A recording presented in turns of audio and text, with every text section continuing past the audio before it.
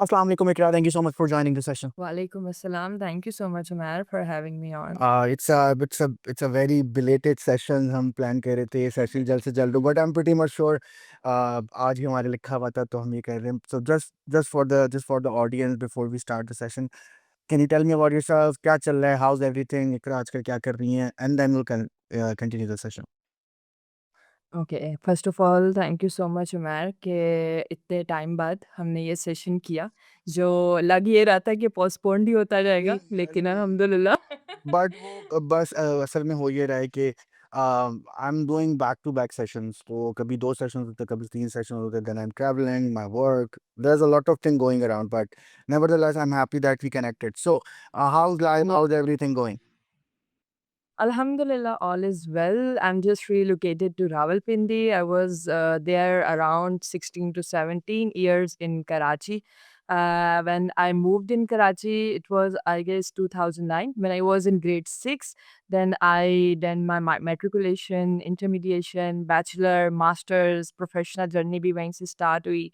So एक बहुत roller coaster ride रही वहाँ पर, लेकिन रिलोकेट होना दूसरे सिटी में बहुत ज़्यादा डिफरेंस है। मुझे अब पता चला है कि जब लोग अब्रॉड जाते हैं, वो कहते हैं ना कि बिल्कुल एक ड्रास्टिक चेंज आया है। तो वो विदिन पाकिस्तान भी अगर आप सिटी टू सिटी मूव करते हैं, तो बिल्कुल कल्चर डिफरेंस आता है, वैल्यूज़ डिफरेंस आता है, इवन कि आपकी रूटीन बहुत डिफरेंस आ जाता है। यहाँ कराची की मॉर्निंग्स डिफरेंट हैं, रावलपिंडी की मॉर्निंग्स डिफरेंट हैं, यहाँ की शामें डिफरेंट हैं, कराची की शामें डिफरेंट हैं। तो ये है कि अभी थोड़ा-सा वही करियर ब्रेक चल रहा है, बट आई थिंक इंशाल्लाह आई विल परस्यू।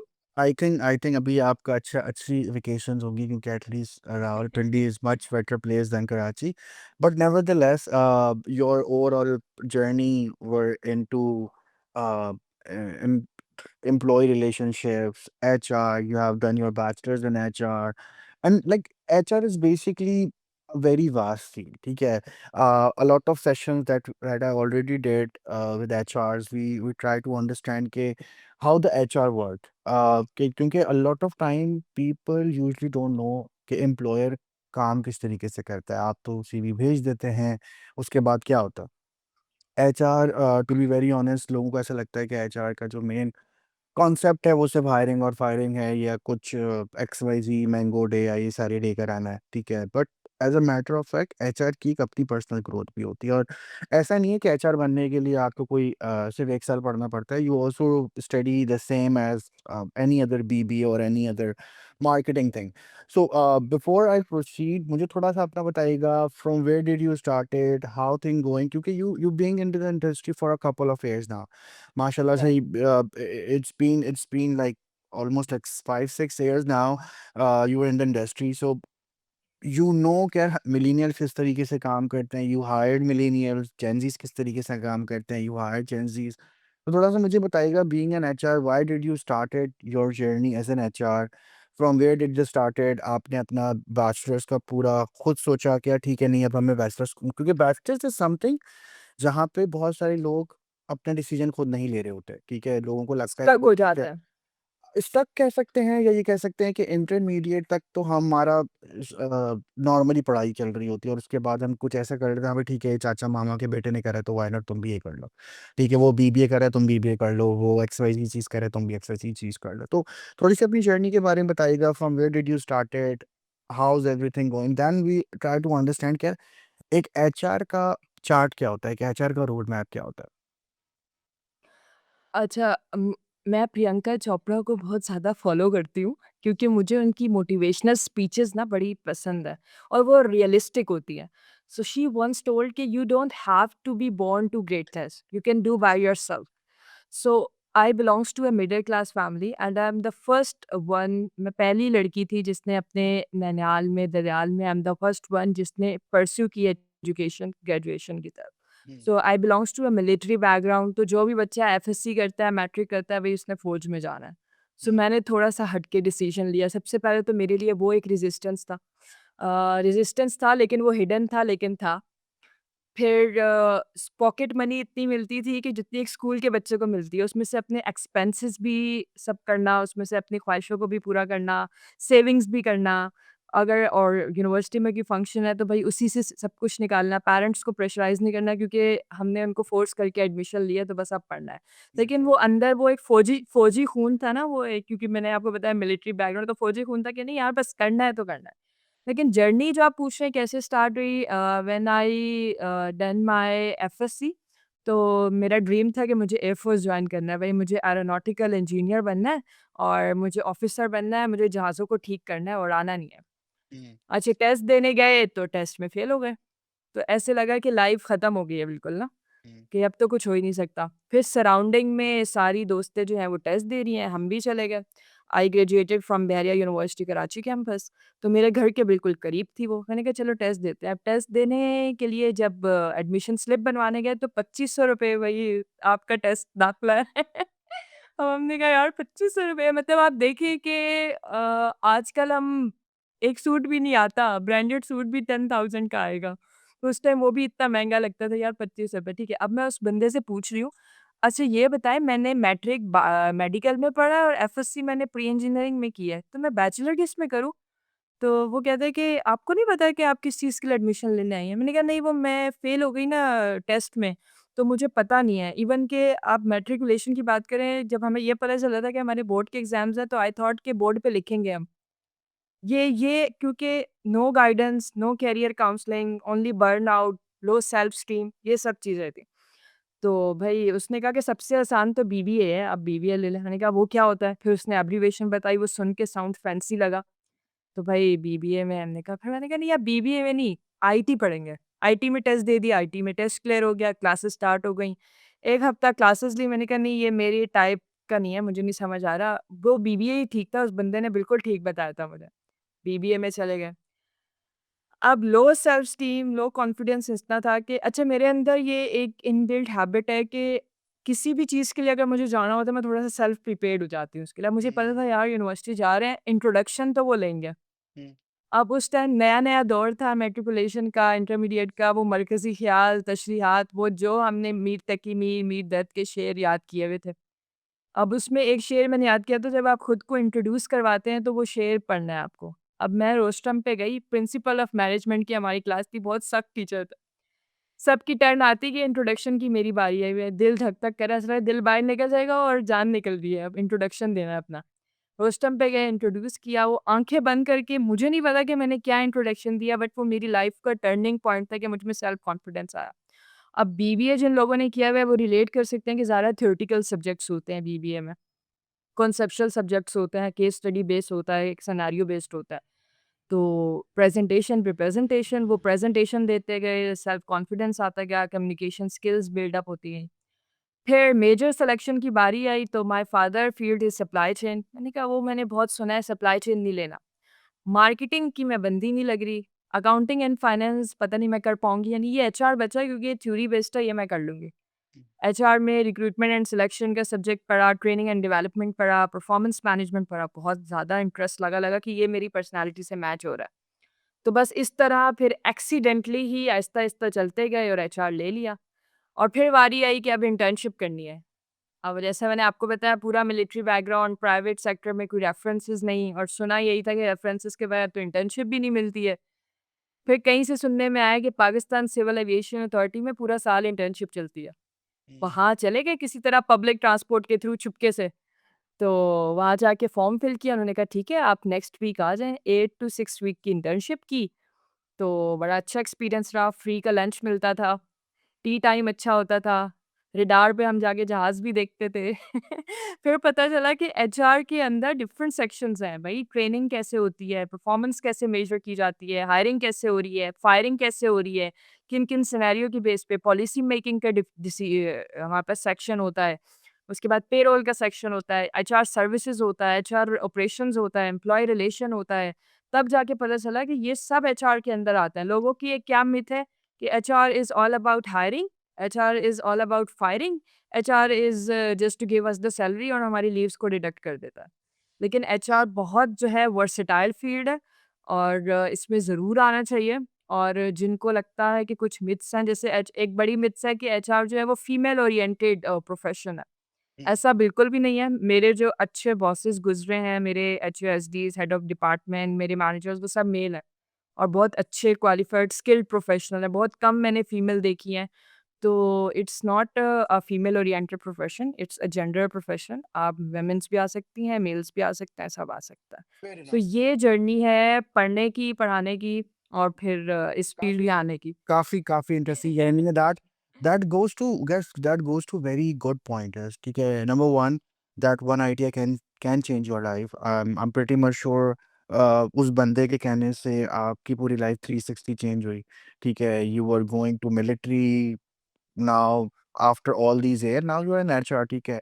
तो एक तो ये चीज़ है। दूसरी एक चीज़ है, what I personally believe that the self confidence that you get when you are around, when you're surrounded with people, that is different, ठीक है? आप पैसा is also important, but I think power makes difference, ये an HR exactly. role is basically much more important like a powerful role, ठीक है? जहाँ पे आपको पता होता है you are making policies, लोगों को कोई मसला होगा वो आपके पास आएंगे, you are basically the top level problem का सॉल्यूशन दे रहे होते हैं उनको, फिर वो किसी भी तरीके से होता है, ठीक है? That's a very different behaviour. लेकिन आपने अपने पूरे करियर पाथवे में you do learn a lot of things, ठीक है? आपने किसी भी चीज़ को एग्ज़ैक्टली। मना नहीं करा, आपने आपको, क्योंकि लोगों का मसला ये होता है कि ये बहुत इंपॉर्टेंट था, ये आपने जो स्टोरी सुनाई वो बड़ा अच्छी बात है, क्योंकि अ lot of time people think यार हमने एडमिशन ले लिया, हम किसी भी तरीके से डिग्री को कंप्लीट कर लेंगे और उसके बाद जब वो ग्रेजुएट होते हैं वो ब्लैंक होता है।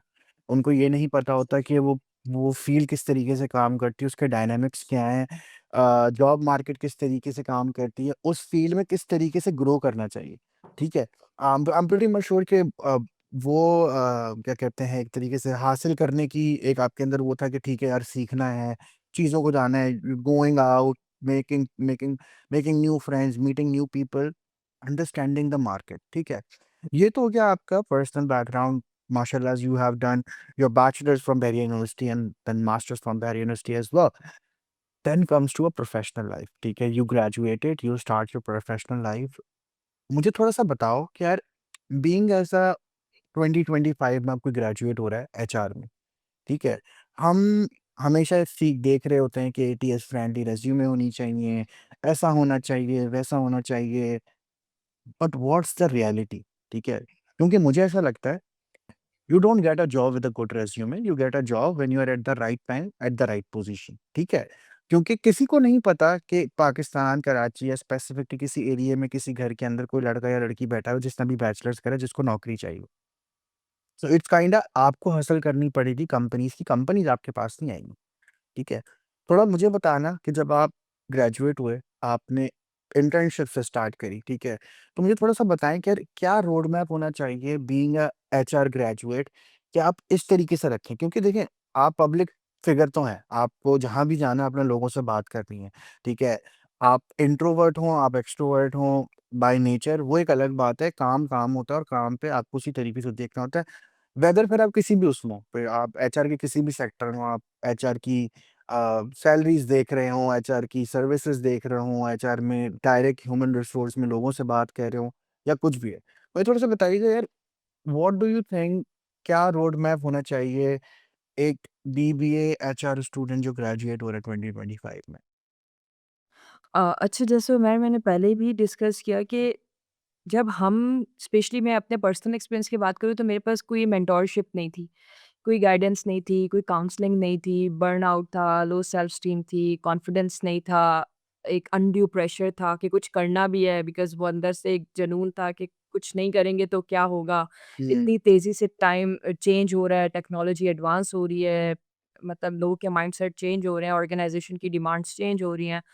तो मेरे नज़दीक आज अगर कोई ग्रेजुएट हो रहा है, तो उसके लिए सबसे ज़रूरी है कि वो स्टार्ट अर्ली करे। हुँ, ठीक है? सबसे पहले वो आजकल तो सीखना बहुत आसान है। हम लोग जो है हमें किसी इंसान की ज़रूरत होती थी मेंटोरशिप के लिए। आजकल तो जो हम अभी रिकॉर्डिंग सेशंस कर रहे हैं, इस तरह के मौजूद हैं। यूट्यूब पे बड़े-बड़े हैं काउंसलिंग सेशंस। फॉर एग्ज़ाम्पल किसी को एचआर लेना है, तो वो सिर्फ़ ये लिख दे कि मेरी पर्सनैलिटी एक्स्ट्रोवर्ट है और मैं एचआर लेना चाह रहा हूँ। ढेर सारी वीडियो यूट्यूब पे आ जाएँगी कि हाँ, आप ले सकते हैं, आप नहीं ले सकते। लेकिन हर वीडियो में वो यही कहेगा कि आप खुद क्या कहते हो? तो वो इकबाल का शेर है ना कि खुद ही को कर बुलंद इतना कि हर तकदीर से पहले खुदा बंदे से खुद पूछे बता तेरी रज़ा क्या है। तो हम अपना स्वॉट एनालिसिस नहीं बनाते। हमें पता ही नहीं है कि हमारी स्ट्रेंथ्स क्या है। हमें पता ही नहीं है हमारी वीकनेस क्या है। जब हम इंटरव्यू में पूछा जाता है कि आपकी 3 स्ट्रेंथ और 3 वीकनेसेस बताएँ, हम ब्लैंक हो जाता है। आप कौन क्या बताएँ, हम वीकनेस बताने में बहुत शाय महसूस करते हैं। हमें पता ही नहीं है कि हमारे एनवायरनमेंट में हमारी अपॉर्च्युनिटीज़ क्या क्रिएट हुई हैं। अपॉर्च्युनिटीज़ हमारी स्किल सेट से निकलती हैं। हम में क्या हो जाए, अगर हमारी कम्युनिकेशन स्किल्स अच्छी है तो हम देखें यार कम्युनिकेशन स्किल्स के पर्सपेक्टिव से हम क्या काम कर सकते हैं। हमारी रिपोर्ट राइटिंग अच्छी है, हमारी ड्राफ्टिंग स्किल्स अच्छी हैं, हमारा एक्सेल अच्छा है, तो हम क्या कर सकते हैं। ठीक है? तो खुद को पहले पहचानें कि आप क्या कर सकते हैं। बात रही रिज़्यूमे की, देखिए रिज़्यूमे आपको उस सीट तक पहुँचाने में हेल्प करेगा। आप उस सीट पर पहुँचने के बाद आप खुद को सेल कैसे कर रहे हो, आप एक प्रोडक्ट हो। आप खुद को सेल कैसे कर रहे हो that matters the most. For example आपकी स्किल सेट बहुत अच्छी है, आपका सेल्फ एस्टीम लेवल बहुत ज़्यादा हाई कॉन्फिडेंस है, समटाइम जिसको ओवर कॉन्फिडेंस भी लोग कह लेते हैं। लेकिन आप उस सीट तक तो पहुँच गए 4 आउट ऑफ 4 सीजीपीए लेकर, लेकिन आपसे जब कुछ पूछा जा रहा है कि अपनी स्ट्रेंथ बताओ, अब अरे यार स्ट्रेंथ ये है कि मैं बुक रीडिंग करता हूँ और वीकनेस मेरी ये है कि I take a lot of coffee. अब ये कैसी वीकनेस है भाई? अब ये आपके लिए वीकनेस है, ऑर्गेनाइज़ेशन इस वीकनेस से कैसे जो है उसको डिसएडवांटेज हो रहा है। तो ऑर्गेनाइज़ेशन इंटरव्यू में अगर आपकी कोई स्ट्रेंथ और वीकनेस पूछ रहा है तो ऑर्गेनाइज़ेशन के पर्सपेक्टिव से बताना है। अपनी सीवी को, अपने कवर लेटर को कस्टमाइज़ करें, उन कीवर्ड्स को यूज़ करें, एसईओज़ का यूज़ करें कि अगर कोई जॉब ऐड आया है तो उसमें क्या चाहिए उनको। हम भी आजकल तो चैट जीपीटी है, ओपन एआई है, जेमिनी है, आप उसको यूज़ करके अपनी सीवी को कस्टमाइज़ करें। लेकिन ह्यूमन टच आना चाहिए, ये नहीं कि आप चैट जीपीटी को बोलते हैं कि मैंने बैरियर यूनिवर्सिटी से पढ़ा है और मेरा एचआर मेजर था, अब मुझे सीवी बना के दे दो। वो फिर वही बना के देगी जो उसको पता है। लेकिन अब उसको नहीं पता कि आपकी स्ट्रेंथ और वीकनेसेस क्या हैं? क्या थ्रेड्स हैं आपको? क्या वीकनेस है आपकी जिनको आप इम्प्रूव कर सकते हैं? तो मेरा जो लेसन है वो न्यू ग्रेजुएट्स को यही है कि स्टार्ट अर्ली करें।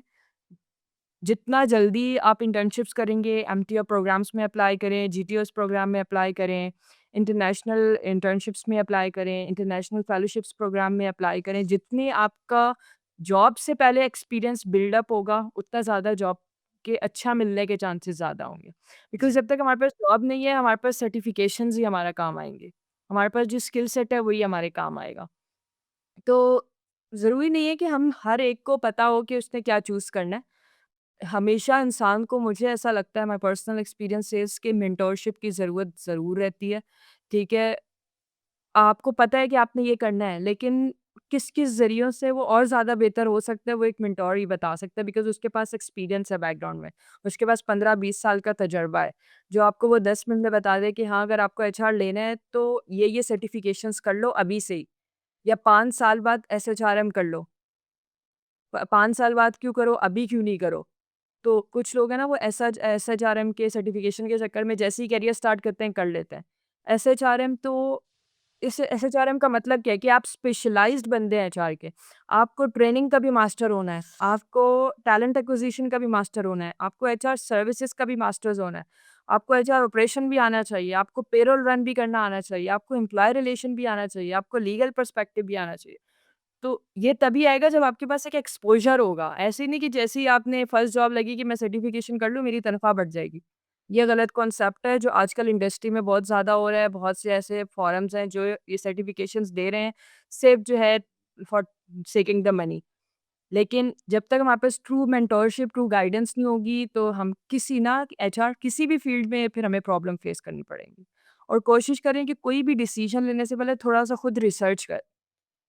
ठीक है कि आइदर ये ऐसा सही भी है, नहीं है, मेंटोर हमें सही भी बता रहा है, उससे समझ नहीं आ रहा, 10 लोगों से और पूछ रहे हैं। लिंक्डइन बहुत अच्छा प्लेटफ़ॉर्म है, ठीक है? आप सीखें कि हम किसी को अप्रोच कैसे कर सकते हैं। ज़रूरी नहीं कि हर कोई आपको ही अप्रोच करे, ठीक है? आप सेल्फ मार्केट करें खुद को। आप अपना ब्रांड एम्बेसडर खुद बनें। आप 50 कंपनी के रिक्रूटर्स को मैसेज करें, ठीक है? ज़रूरी नहीं कि रिक्रूटर को करें, अगर आपको ट्रेनिंग देने में इंटरेस्ट है, आप पब्लिक स्पीकिंग का क्रेज़ है, तो आप 50-100 ट्रेनर्स को फाइंड आउट करें कि पाकिस्तान में कौन से टॉप ट्रेनर्स हैं। आप उनको एक पिच मैसेज भेजें कि मैं आपके साथ कोलैबोरेशन करना चाहता हूँ। ज़रूरी नहीं कि आपकी जॉब लगी हुई है तो आप ये करें, आप बगैर इसके जॉब के स्किल सेट के साथ भी कर सकते हैं। सर्टिफ़िकेशन और एजुकेशन के साथ भी कर सकते हैं। लेकिन हमेशा जॉब से पहले आपके पास इतना मवाद होना चाहिए कि जब आप इंटरव्यू की सीट पे बैठे तो आपको अगला भी बोले कि यार इसके पास की नॉलेज है। और आजकल का टाइम इतना फ़ास्ट है कि जब हमने जॉब स्टार्ट की थी तो हमें सिखाया जाता था हुँ। कि इसके साथ बैठ जाओ, ये पूरा दिन फिर हमसे मैनेजर पूछता था, "हाँ, इसको क्या बताया आज पूरा दिन? क्या सीखा इसने आज? हाँ, बेटा आपने ये सीख लिया, चलो अब अगले महीने से आप ये काम करोगे।" लेकिन आज का वो दौर नहीं है। आज आप आए, बेशक आप ग्रेजुएट ट्रेनी ऑफ़िसर आ रहे हो, आप मैनेजमेंट ट्रेनी ऑफ़िसर आ रहे हो, आप एज़ एन इंटर्नशिप आ रहे हो, दूसरे दिन ही आपको बोलेंगे कि इसका ये सिस्टम लगाओ और इसका काम शुरू कर दो। इतना फ़ास्ट पेस एनवायरनमेंट हो गया है। तो जब तक आप अपने अंदर अपनी फ़ील्ड से रिलेटेड स्किल सेट नहीं डेवलप करेंगे, तो आई डोंट थिंक सो कि ऑर्गनाइज़ेशन आपको रिटेन करेगी एक लंबे अरसे तक। बिल्कुल ठीक है। अब आपकी ही बातों से जब आप कह रहे थे तो कुछ पॉइंटर्स मैंने निकाले और वो मुझे लगता है कि बहुत इम्पोर्टेंट होते हैं। पहली जो आपने बात करी कि स्टार्ट अर्ली। स्टार्ट अर्ली से पहले मैं चाहूँगा कि मेंटोरशिप वाली जो बात है ना ये बहुत प्लेटफ़ॉर्म पे बहुत सारे लोग बता रहे होते हैं। One of the finest idea of starting this गपशप इज़ आल्सो दिस कि किसी को भी ये नहीं समझना चाहिए किसी के सर पे सींग लगे हुए हैं। Every person is a normal person but you need to understand कि how to pick your mentors. ठीक है? आई पर्सनली बिलीव स्टूडेंट्स को टफ टाइम दिया जाए तो वो शायद चीज़ों से बाहर निकलेंगे। ठीक है? I am not saying every student is the same but yes a lot of people are like जहाँ पे मैं देख रहा होता हूँ, उनको कोई फ़र्क नहीं पड़ता, उनको पता होता है कि उनके अम्मा-अब्बा फ़ीस भर रहे हैं। They are just going for universities just to do whatever they wanted to do and just came back home. ठीक है? तो yes mentorship बहुत ज़रूरी है but you need to understand कि आप जिसको मेंटोर समझ रहे हैं, क्या उसने ज़िंदगी में वो चीज़ करी है जो आप अचीव करना चाह रहे नहीं चाह रहे? a lot of time people say कि यार हमने ये चीज़ इसलिए ले ली क्योंकि हमारे अम्मा-अब्बा ने कहा।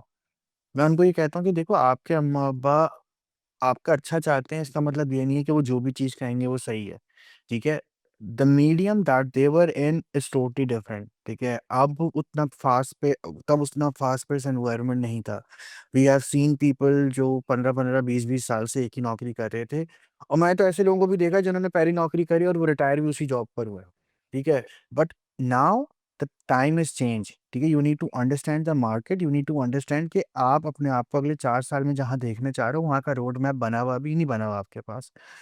Agree with your points then you highlighted कि यार अ, सेल्फ मार्केट करना बहुत इम्पोर्टेंट है। A lot of time people usually don't realise कि HR is also human. Human are hiring humans तो उनको भी सेल्फ इंटरेक्शन चाहिए। वो ये समझना चाहते हैं कि भाई एक ऑर्गेनाइज़ेशन में किसी को हायर करने से क्या फ़ायदा हो सकता है? और अगर आपको लगता है जैसे अभी आपने बोला कि अगर आपको लगता है यार आपके कुछ कोई स्ट्रेंथ और वीकनेसेस हैं, तो आप उसको इस तरीके से बताएँ जिस तरीके से सामने वाला बंदा सुनना चाहता है। These are very good pointers.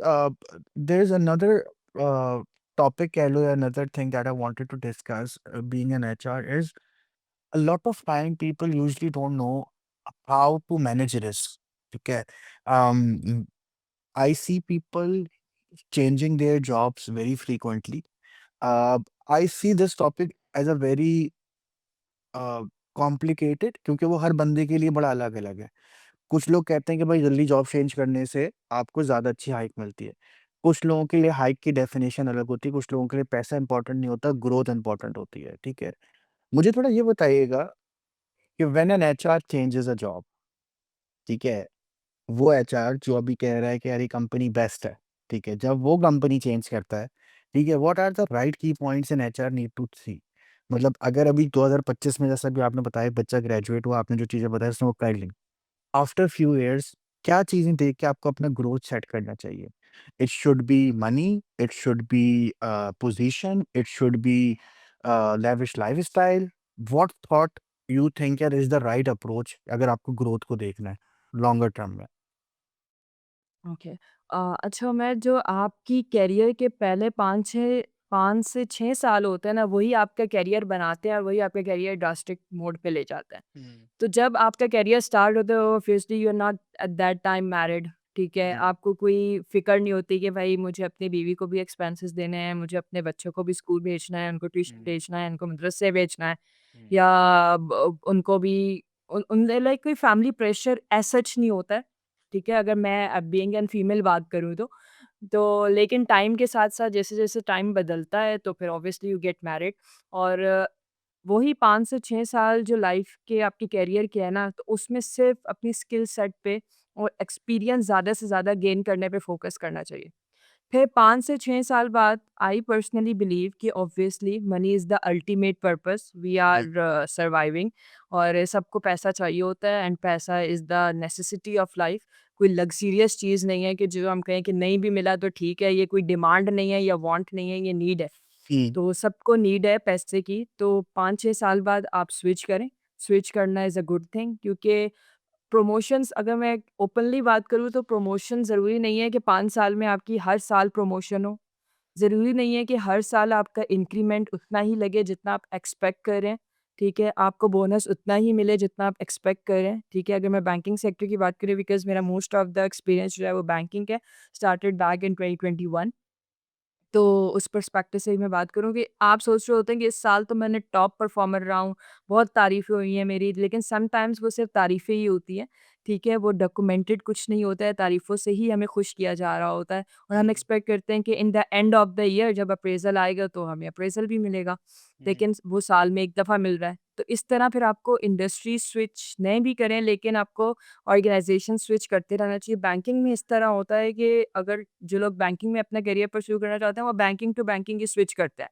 तो फॉर एग्ज़ाम्पल अगर I am previously working in bank Islami as an senior officer employee relations, तो मुझे पता है कि यार एचबीएल में, यूबीएल में, मिज़ान में, हबीब मुदारबा में, इन सब में जो एम्प्लॉयी रिलेशन है, वो कौन चला रहा है? उसका मैनेजर कौन है, उसका ऑफ़िसर कौन है, उसका सीनियर ऑफ़िसर कौन है? हुँ, लिंक्डइन पे मैं उससे कनेक्टेड होना शुरू कर दूँ। ऑलरेडी हुँ, कनेक्टेड हूँ तो उनसे नंबर एक्सचेंज करने की कोशिश करो, हुँ, ठीक है? कि नेटवर्किंग इवेंट्स अटेंड करूँ, उनसे मिलूँ ताकि मेरा अपने स्किल सेट के लोगों के साथ एक कनेक्शन बिल्ड हो जाए। हुँ, जब मेरा अपने स्किल सेट लोगों के साथ कनेक्शन बिल्ड हो जाएगा तो वो मुझे कॉल करके बताएँ, "यार मैं ना एचबीएल छोड़ रहा हूँ, तो मिज़ान जा रहा हूँ। तुम आना चाहते हो? अभी तुम्हारा पैकेज क्या है? यहाँ पे इतना पैकेज है।" मैं क्यों नहीं जाना चाहूँगी? जब मुझे एक ऑर्गनाइज़ेशन में 5 साल हो चुके हैं और मुझे इतना आइडिया हो गया है कि अगले साल जो मेरी सैलरी बढ़ेगी वो उतनी नहीं होगी जितनी मुझे अभी किसी और ऑर्गनाइज़ेशन में मिल रही है। हुँ, तो मुझे स्विच कर लेना चाहिए। तो ये सारी बेसिकली माइंडसेट है कि हमें किस तरह से बिहेव करना है। ये हर एक का मुझे लगता है कि जर्नी अलग होती है। मुझे लगता है कि मुझे पहले 3 साल में अगर मैं किसी ऑर्गनाइज़ेशन को जॉइन कर रही हूँ तो स्विच नहीं करना चाहिए, ठीक है? उससे पता चलता है कि मैं ऑर्गनाइज़ेशन के साथ लॉयल हूँ, नहीं हूँ। हुँ, ऑर्गनाइज़ेशन उन 3 साल में मेरे पे इन्वेस्ट भी कर रही है। वो मुझे मेबी इंटरनेशनल सर्टिफ़िकेशंस दिलवा दे, वो मुझे मेबी कोई सर्टिफ़िकेशन दिलवा दे जो बहुत महँगी हो। मेरे एक्सपोज़र में, एक स्किल सेट में इज़ाफ़ा हो जाए, तो हुँ, मिनिमम 3 साल के लिए तो मैं रह ही जाऊँ, 3 साल बाद मैं स्विच कर लूँ। या ये ना हो कि पता चले मेरे मैनेजर को मैं स्विच करने वाली हूँ, वो मुझे चौथे साल प्रमोट कर दे। तो चलो यार प्रमोट कर दिया तो चौथे साल की रहती है, 5वें साल तो मुझे स्विच करना ही करना है। लेकिन वो तब होगा जब आपके पास एक नेटवर्क होगा। तो आज हुँ, के दौर में नेटवर्क इज़ द की। जितना स्ट्रॉन्ग आपका नेटवर्क है, उतने ज़्यादा आपके करियर ग्रोथ के चांसेस ज़्यादा हैं। क्योंकि फेयर इनफ आप एक मतलब सोलो तो वो जो है ना वो नहीं कर सकते, कोशिश नहीं कर सकते कहीं पे। आपको एक नेटवर्क की ज़रूरत ज़रूर है। आज से पहले मुझे नहीं पता कि थी या नहीं। मुझे आज अफ़सोस होता है कि मैंने बैचलर में ही लिंक्डइन प्रोफ़ाइल क्यों नहीं बना ली। I made my profile after bachelor और उसपे स्ट्रॉन्ग कमांड मैंने मास्टर्स के बाद ली। आज मुझे लोग बोल रहे होते हैं कि यार आप कंटेंट कहाँ से लाती हैं? Even people message one of the south African women messaged me, I really impressed from your LinkedIn profile, how how do you get your content? आप आपके माइंड में कैसे आता है कि आपने ये पोस्ट लगानी है? आप चीज़ों को स्टोरी टेलिंग फॉर्म में कैसे बता देती हैं? तो वो बचपन से ही एक पोएट्री का शौक था, रिपोर्ट राइटिंग, ड्राफ्टिंग, लिखने का बहुत शौक था, रीडिंग का बहुत शौक था, तो वो थोड़ा-सा मुझे लगता है कि ये एलिमेंट है कि चीज़ों को स्टोरी टेलिंग में। तो ये मैंने अपनी स्किल खुद आइडेंटिफ़ाई की। इसी तरह हर एक को अपनी स्किल खुद आइडेंटिफ़ाई करना है कि वो खुद को किस तरह सेल कर सकता है। मुझे पता है कि मुझे लिंक्डइन पे खुद को किस तरह सेल करना है। हुँ, आपने मुझे किस तरह अप्रोच किया so that you can get impressed from my profile. आपसे तो मैं अभी इंटरैक्ट कर रही हूँ। तो आप अपने आप को ऐसा बनाओ कि at least people approach you. If people are not approaching you, don't hesitate, you can approach to the people. Hmm, but your message should be strong and focused. आप उसमें बताएँ कि आप ये नहीं पूछें, लोग मैसेज करते हैं, hi, how are you, what's going on? Like LinkedIn is not the platform to tell you how I am, where I am. LinkedIn is the platform. Some लोग मुझसे पूछते हैं आप क्या करती हैं? So that I simply reply to them, please go to my profile and check what I am currently doing. उसके बाद कोई रिप्लाई ही नहीं आता है। तो आपको वहीं से पता चल जाएगा कि कौन टाइम पास करने के लिए आपको मैसेज कर रहा है और कौन एक करियर ओरिएंटेड पर्सन है। Fair enough. यार एक तो चीज़ें मेरे दिमाग में चल रही हैं related to now you work for banking sector for a long time. मुझे बताइएगा यार, लोगों को ऐसा लगता है बैंकिंग सेक्टर की नौकरी लाइफ टाइम है। इज इट अ मिथ और फॉल्स? मतलब ऐसा है या नहीं है? देखिए प्राइवेट जॉब तो कोई भी लाइफ टाइम नहीं है ना। It's either depend on you और depend on but organisation. Organisation आप but I think in Pakistan, it's a very debatable topic. ठीक है, I see a lot of people having two mindset. कुछ लोग कहते हैं कि भाई बैंक की जॉब सही नहीं है, कुछ लोग कहते हैं बैंक की जॉब सही है। ठीक है, I we don't get into that phase. मुझे बस ये जानना है क्योंकि I think bank is the only place जहाँ पे आप अच्छी गाड़ी ले सकते हैं, आप अच्छा घर ले सकते हैं। इट्स नॉर्मल, ठीक है, क्योंकि ऑब्वियस सी बात है, अगर आप किसी और एमएनसी में काम कर रहे हैं, आपको उस पॉइंट तक पहुंचने पे जहाँ पे आपको बैंक की ईएमआई को फर्क ना पड़े, या आपको डाउन पेमेंट या इस तरीके की चीज़ों का फर्क ना पड़े। I think this is one of the plus point going to a bank sector. ठीक है, इट्स अ वेरी एक और मिथ, बट मिथ तो नहीं कहूँगा, आई थिंक ये तो मुझे पता है क्योंकि lot of my friends are working in bank as well. So लोगों को ऐसा लगता है कि 9 to 5 जॉब है, but I am pretty much sure वो 9 to 5 नहीं होती होगी। It's also much better than that. आपकी बात बिल्कुल ठीक है कि यार यू नीड टू अंडरस्टैंड कि आप किस तरीके की ऑडियंस, किस तरीके के लोगों और किस तरीके की जॉनरा का कंटेंट को रीच आउट करना चाहते हैं। फिर वो आप खुद लिख रहे हों, it's not about being good or bad in content. It's about understanding your market. It's about what's your goal point. ठीक है. The last thing that I wanted to discuss, Ikra, is like you have like worked for a longer period of time. ठीक है. आपने back and forward चीजें देखी. You have seen ups and downs Pakistani market में. ठीक है. Now जो चीज़ बच जाती है वो ये बच जाती है कि हर किसी को ऐसा लगता है कि यार बाहर चले जाते हैं, थिंग्स विल बी सॉर्टेड। ठीक है। मुझे कोई अपनी तरफ से बताओ कि यार बीइंग एज़ अ पर्सन, ठीक है, being as a HR person, ठीक है, क्या कहते हो कि यार लोगों को अपनी प्रोफ़ाइल को या अपने आप को कोई ऐसा मैसेज देना चाहते हो कि यार इन चीज़ों पे फ़ोकस करना चाहिए? Because what I am seeing right now, they are doing multiple things and they are not focus on one thing. ठीक है, मुझे ऐसा लगता है yes, it's not no harm to do multiple things. I am also doing that. This गपशप session is not my core business, but the point is you need to understand कि आपके पास एक सोर्स ऑफ इनकम ऐसी होनी चाहिए जिसकी वजह से आप बाकी सारी चीज़ों को चला सकें। ठीक है, any advice to the audience, what to focus on, what not to focus on?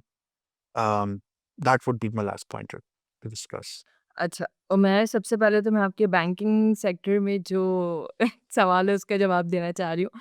Banking में बिल्कुल आप ऑटो फाइनेंसिंग ले सकते हैं, आप हाउस फाइनेंसिंग कर सकते हैं। Islamic banking is different, commercial banking is different. Islamic banking जो है वो इस्लामिक टर्म्स एंड कंडीशंस पे चलता है। कमर्शियल बैंक जो है वो अपने टर्म्स एंड कंडीशन पे चलता है, लेकिन all banks under comes in the SPP, वो एक रेगुलेटरी बॉडी के अंदर आते हैं। अगर जो एम्प्लॉइज़ हैं, उनको कम परसेंटेज पे हाउस फाइनेंसिंग भी मिल जाता है, ऑटो फाइनेंसिंग भी मिल जाता है। लेकिन एक कस्टमर है, उसको मार्कअप रेट पे मिलता है, वो थोड़ा उसको आउट ऑफ रेंज पड़ता है, एक्सपेंसिव पड़ता है। लेकिन बैंकिंग जब आपको कोई एसेट स्पॉन्सर कर रहा है, तो उसमें ये है कि वैसे भी हम किसी से कोई गाड़ी या घर ले रहे हैं, तो not all of the time हम उसको पूरी मनी देकर ही वो चीज़ परचेज़ कर रहे हैं, हम इंस्टॉलमेंट में भी चीज़ ले रहे होते हैं। तो बैंक का ये है कि एक सिक्योर्ड ऑर्गेनाइज़ेशन है, आपका पैसा लेके कहीं नहीं जा रही। आप उसका एसेट लेके कहीं नहीं जा रहे हो, ऑल थिंग्स आर डॉक्यूमेंटेड। तो ये थोड़ी-सी सिक्योरिटी रहती है, इसलिए लोग जो हैं वो बैंकिंग इंडस्ट्री में आना चाहते हैं, स्पेशली वुमेन्स जो हैं वो इसमें आना चाहती हैं बिकॉज़ बैंक का जो एक एनवायरनमेंट होता है वो बहुत सिक्योर्ड एनवायरनमेंट है। बहुत काम एनवायरनमेंट होता है, कोई अनड्यू प्रेशर नहीं है, कोई लेट आवर्स, लेट सिटिंग नहीं है। आप कह रहे हैं कि लेट सिटिंग है, बट रीजनल ऑफिसेज़ जो होते हैं, जो हेड ऑफिसेज़ होते हैं, वहाँ पे बैक ऑफिस स्टाफ होता है। उनका कस्टमर से इतना लिंकेज नहीं होता है। लेकिन जो ब्रांचेज़ हैं, वो कस्टमर से उनका लिंक होता है फ्रॉम 9 टू 5। तो फॉर एग्ज़ाम्पल अगर एक कस्टमर है, वो किसी ऑर्गनाइज़ेशन में काम कर रहा है, उसकी 5 बजे छुट्टी हुई है, वो ब्रांच में आ रहा है। अब उसको इस चीज़ से कोई लेना-देना नहीं है कि ब्रांच बंद कब हो रही है। भई वो आया है तो उसका ये अमाउंट डिपॉज़िट कर दें, उसका पे ऑर्डर बना दें, उसका चेक दे दें, वो 8 बजे तक भी है तो है। अब स्टाफ को बैठना पड़ेगा बिकॉज़ उनको अपनी कस्टमर रिटेंशन रखनी है। तो इस तरह होता है। फिर इसके बाद जो क्लोजिंग होती है मंथ एंड पे उसमें 1 डेढ़ हफ्ते फिर स्टाफ को लेट सिटिंग करनी पड़ती है। लेकिन ये जो एक मिथ है कि बैंकर्स जो हैं वो लेट सिटिंग करते हैं, वो लेट जाते हैं, इट्स नॉट द रियलिटी। वक़्त के साथ-साथ चीज़ें बहुत चेंज हुई हैं। आज से 15 साल पहले की बात करें तो ऐसा बिल्कुल होता होगा। 15 साल पहले मैं इस इंडस्ट्री में नहीं थी, मैंने भी सुना था कि लेट सिटिंग होती है। लेकिन जब मैं खुद इंडस्ट्री में आई हूँ तो मैंने एक्सपीरियंस किया है कि चीज़ इतनी होती नहीं है जितना लोग एक्ज़ैजुरेट कर देते हैं। तो बात वही है कि जब तक आप कोई चीज़ खुद एक्सपीरियंस नहीं करते हैं, तो आप किसी चीज़ पे बिलीव नहीं कर सकते। लेकिन हर चीज़ हम एक्सपीरियंस कर भी नहीं सकते, कुछ चीज़ों पे हमें फॉर्च्यूनेटली अनफॉर्च्यूनेटली सराउंडिंग पे, वर्ड ऑफ माउथ पे बिलीव करना पड़ता है। तो दिस वाज़ ऑल अबाउट। बाकी second question sorry I forget आपने क्या That's पूछा the था? that's the three advice or any advice that you wanted to give to the people कि यार इन चीज़ों पे फोकस करना चाहिए क्योंकि जब भी कोई मार्केट में आ रहा होता है या जो भी इंडस्ट्री के अंदर प्रोफेशनल ग्रेजुएट्स अभी आएंगे दे आर ब्लैंक कैनवस ठीक है उनको उनको कोई कोई ऐसी उनके पास वो नहीं होती कि ठीक है यार हम 5 साल बाद क्या करेंगे हम 10 साल बाद करेंगे बीइंग एज अ मिलेनियल्स हम बहुत अलग तरीके के लोग थे अब जेंजीज तो I think much better than us in taking risk ठीक है तो any advice from your and आपको क्या लगता है कि यार इन चीज़ों पे कुछ कुछ 2-3 चीज़ें आप बताना चाहिए लोगों को इन पे फोकस रखना चाहिए through out their career path पे ताकि वो अच्छी तरीके से एक्सेल कर सकें अच्छा फर्स्ट थिंग इज़ कि अपना लाइफ का ड्राइवर आप खुद बनें। किसी को स्टीयरिंग नहीं दें कि भई वो गाड़ी चलाएगा और मैं आँखें बंद करके बैठा हूँ, वो जहाँ भी ले जाए। वो कहते हैं ना कि उन्हें मंज़िलों की क्या फ़िक्र जिन्हें रास्तों से इश्क हो। तो आपको अपनी डेस्टिनेशन पता होनी चाहिए। समटाइम्स हमें रास्ता इतना प्रीशियस लग रहा होता है कि हम मंज़िल को भूल जाते हैं। बहुत सी चीज़ें हमें रास्ते में ही मिलने लग जाती हैं कि यार हम यहीं से इनफ है। हम्म, तो आपका माइंडसेट क्लियर होना चाहिए कि आपकी डेस्टिनेशन क्या है क्योंकि मंज़िल की फ़ितरत ये है ना कि आपको उस तक जाना पड़ेगा, वो खुद आप तक आएगी नहीं। तो वो हम्म, तभी हो सकेगा जब आपका लाइफ़ का जो गेयर है ना वो आपके हाथ में हो। उसके अलावा आपको ये आना चाहिए कि वर्क लाइफ़ को बैलेंस कैसे करना है। ऐसा नहीं है कि आप बिल्कुल इतने करियर ओरिएंटेड हो जाओ कि आप वर्क लाइफ बैलेंस भूल जाओ, आपकी पर्सनल लाइफ डिस्टर्ब हो जाए। भले आप करियर ओरिएंटेड बनो लेकिन वर्क लाइफ को बैलेंस करना सीखो। आजकल तो सर्टिफ़िकेशंस हो रही हैं कि वर्क को लाइफ से बैलेंस कैसे करना है। इस कदर जो है वो पीपल वर्क ओरिएंटेड हो गए हैं कि वो स्ट्रेस स्ट्रेस के माहौल में आ गए हैं, स्ट्रेस फ्री ट्रेनिंग्स हो रही हैं। तो यही है, बाकी उसके अलावा अगर मैं एचआर से रिलेटेड आप बात करें तो एचआर से जिनको एचआर में अपना करियर परस्यू करना है, उनके लिए मेरी यही एडवाइस है कि communication is the key. Either वो रिटन कम्युनिकेशन हो, वर्बल कम्युनिकेशन हो, रिपोर्ट राइटिंग हो, अगर आपको एचआर में अपना करियर परस्यू करना है तो confidence and communication is the key. Otherwise her field में कंसिस्टेंसी ज़रूर चाहिए, परसिस्टेंस चाहिए, फ़ोकस्ड होने चाहिए, फेयरलेस होने चाहिए और बोल्ड होने चाहिए। कभी भी शाय आपको महसूस नहीं होना चाहिए कि मैं किसी से कुछ पूछ लूँगा तो ये तो मेरी इंसल्ट हो जाएगी, फिर बोलेगा यार आप मास्टर्स करके आ गए हो, आपको ये नहीं पता। तो अगर आपके अंदर ये एजिलिटी है कि आपको लर्न करना है तो कभी भी शाइनेस को फ़ील नहीं करें किसी से कुछ सीखने के लिए। और कोशिश करें कि साइलेंट ऑब्ज़र्वर बनें। ज़रूरी नहीं है कि हर चीज़ पूछ के सीखी जाए। आप अपनी सराउंडिंग में ऑब्ज़र्व करें कि what people are doing. If I will have to do this thing, how come I will have to do it? And how come somebody else is doing it? Observe करके सीखिए। Observation और feedback लेना आपको आना चाहिए, feedback देना आपको आना चाहिए। और जैसे I have been working in employee relations, like I was handling employee grievances, harassment cases, disciplinary issues, policies and procedures, how to make, how to do, how to follow employees code of conduct, ये चीज़ें मैं देख रही हूँ तकरीबन 3 साल से। तो उसमें जो मैंने ये चीज़ सीखी है वो ये है कि फीडबैक इज़ वेरी इंपॉर्टेंट और आप लिसनिंग स्किल्स आपको होनी चाहिए। हम हमेशा फ़ोकस करते हैं कि बोलना आना चाहिए, बोलना आना चाहिए, नहीं। आजकल लोगों में पेशेंस नहीं है, लोगों में लिसनिंग स्किल ही नहीं है। आप बोल कुछ और रहे हैं, अगला वही जवाब देगा जो वो देना चाहता है। वो जवाब नहीं देगा जो आप उससे पूछ रहे हैं, बिकॉज़ उसने आपको सुना ही नहीं है। उसके माइंड में ये था कि मैं ठीक हूँ, मैं इसको वो आज बता के जाऊँगा जो मेरे माइंड में। तो ये कुछ चीज़ें हैं, अगर इन पे अमल कर लेंगे तो ये सॉफ्ट स्किल है। टेक्निकल स्किल साथ में आनी चाहिए, ये नहीं कि सॉफ्ट स्किल्स में आप 101% हो, टेक्निकल स्किल्स आपको कोई आती ही नहीं है। फॉर एग्ज़ाम्पल आपको एक सीवी दे रही है, इसका इंटरव्यू करना है। भैया आप मास्टर्स करके आ गए हो, आप बैचलर्स करके आ गए हो, आपने इंटर्नशिप कर ली है, आप एमटीयू के प्रोग्राम भी करके आ गए हो, अब आपकी फर्स्ट जॉब लगी है। आपको अगर इंटरव्यू नहीं करना आ रहा तो इसमें ऑर्गेनाइज़ेशन का कोई फ़ॉल्ट नहीं है। मैं तो कहती हूँ इस ऐसे स्टूडेंट को आप फिर लो ही ना फॉर जॉब के लिए, आप इंटर्नशिप के लिए लो जिसको एक सीवी को देख के इंटरव्यू नहीं करना आ रहा।